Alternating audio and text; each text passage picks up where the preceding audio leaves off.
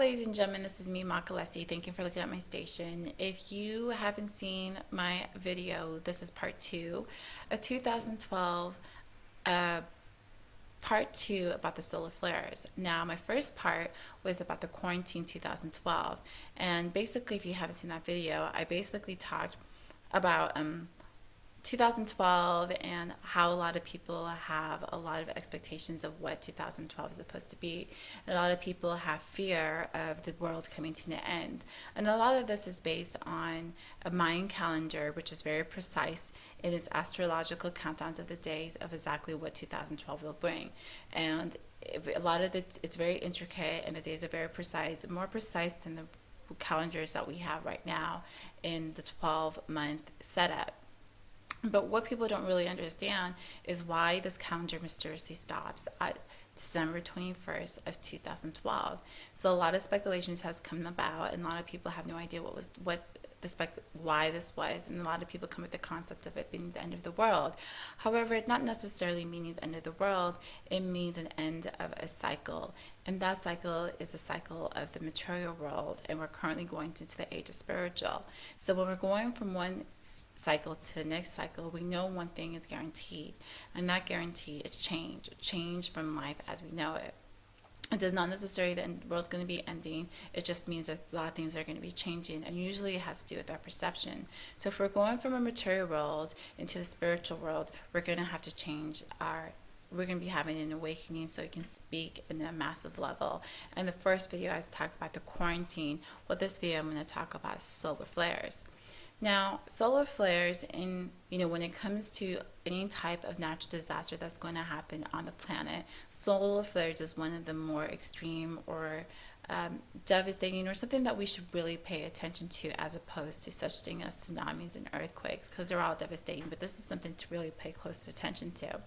So the question is, what exactly is a solar flare? Well, a solar flare is a result of a power magnetic field in and around the sun reconnecting and reacting. And it's estimated that around every 11-year cycle, the solar flares become more active. And it is predicted by a lot of scientists and NASA that by the year 2012 up to the 2014, around that 2-year period, there will be a lot of activity when it comes to the solar flares of the sun.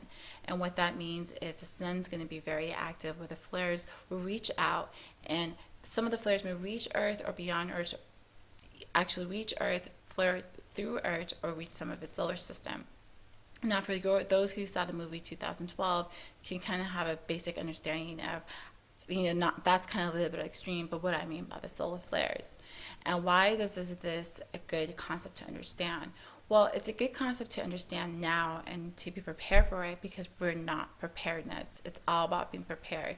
Because what are some ramifications of the solar flares hitting Earth or our satellite is we will lose technology as we know it. Because if the solar flares hit the satellites, we could use such things as YouTube. We could use such communication as telephones, talking to your friends who live across the country, even someone who lives 20 miles away.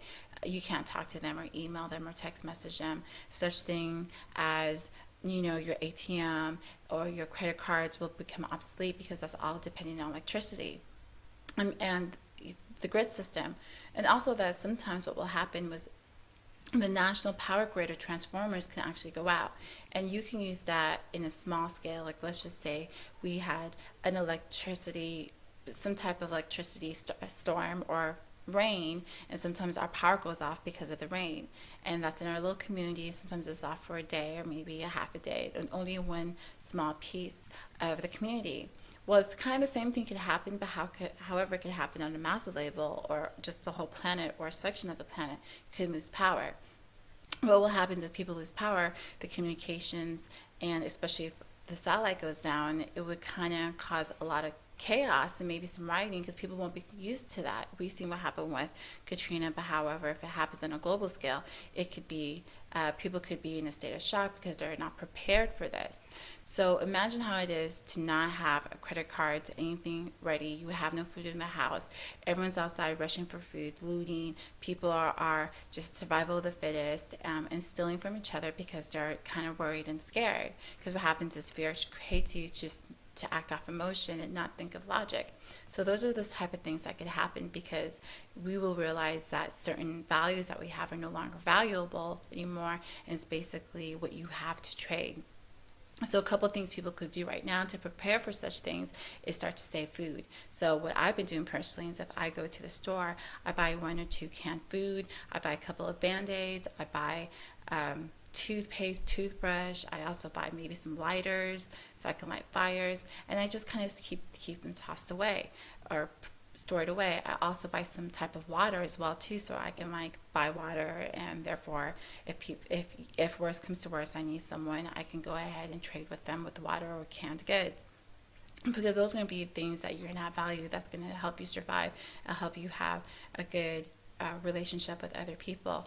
Also, such things as survival things as, learning how to shoot a gun, learn how to fight, and just have an exit plan if worst case scenario comes about. Those are the type of things that I'm saying people should be prepared for if these type of solar flares go out.